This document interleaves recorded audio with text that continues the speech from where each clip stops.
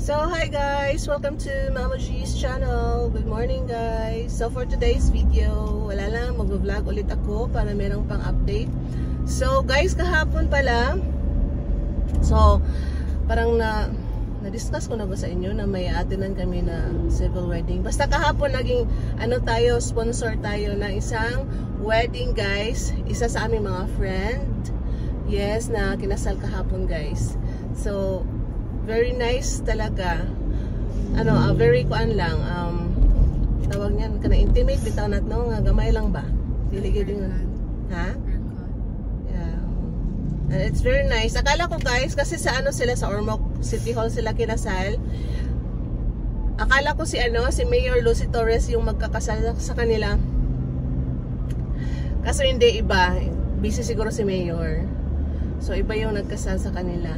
Anyways, yeah, it's very kanang very nice and happy lang kami sa namin, sa friend namin na kinasal. Matagal na din sila guys, mga 2019 pa ata sila. Oo, 2019 and then so ilang taon na? 4 years ba? Bago sila kinasal. So talagang alam na nila ang mga ugali sa bawat isa. So bago sila tie the knot. So ang ganda ni bride, very very pretty si Patricia. And of course si groom din, talagang perfect match kay bride. Magaganda at gwapo. So yeah, and then after ng kasal, picture. Hindi ako masyadong naka-vlog. Mga kadalasan na nakuha ko, na na-capture ko pictures lang. And after that, doon sa City Hall, pumunta kami sa reception area. Doon sa restaurant nila, guys. Kasi may restaurant sila. Dutch yung husband niya, guys. Foreigner din. And then,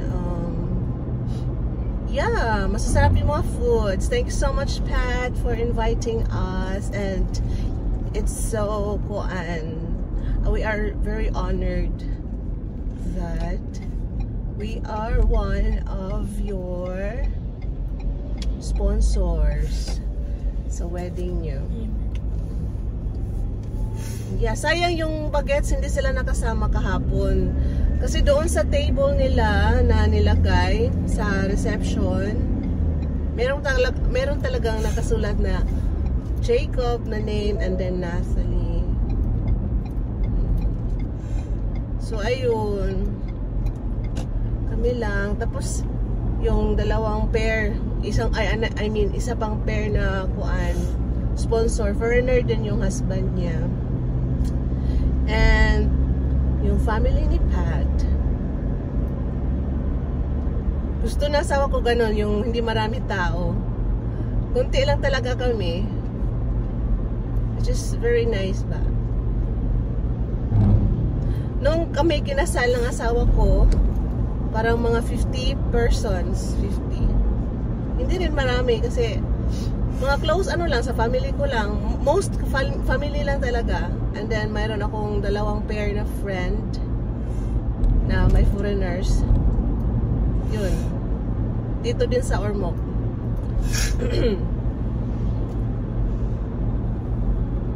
So yeah, best wishes sa mga bagong ikinasal at sana'y maging matatag ang inyong pagmamahalan, ang inyong pagsasama. Minsan may pa-advise si Mama G. January na, next month, February, araw ng mga puso, maraming mag-date. Diba guys? Tapos, February, meron din kaming friend na manganganak next month. And then bayaw ko manganganak din by last Feb, I think, or March. Maraming 2024 babies.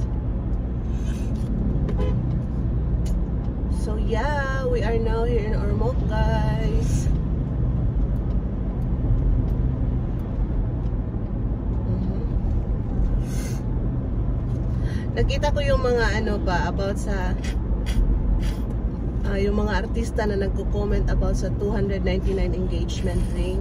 Si Sarah Labati, sabi niya, okay lang daw sa kanya na bigyan ng 299 engagement ring kesa mga diamonds. Mamahalin daw, merong mga diamonds pero hindi naman masaya. Lalong-lalo na pag si Annabel Rama ang magiging biyenan.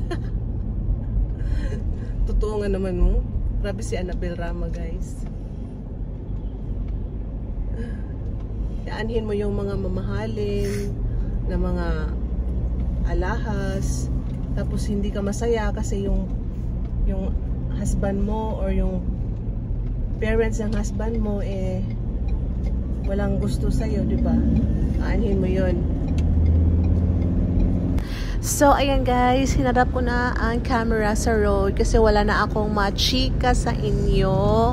And yeah, we are now nasa Ormoc and maingay ang aking mga katabi guys habang ako ay nag-voice over. Yes, katabi ko ang mga bagets while nag-edit guys. So, kung meron kayong marinig na mga utot, hindi ako yun. So, yes guys, isi-share ko mga konting video clips and pictures from the wedding na inatenan namin kahapon ni Mr. So, yeah, enjoy it!